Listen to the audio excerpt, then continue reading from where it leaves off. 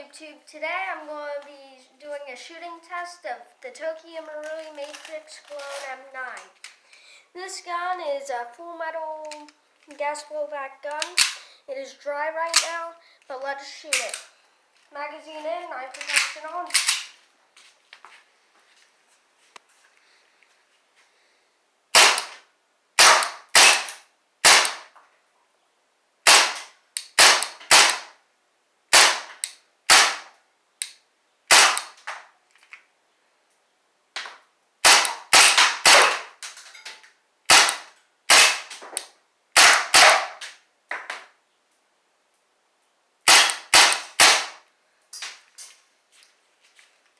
That's dry.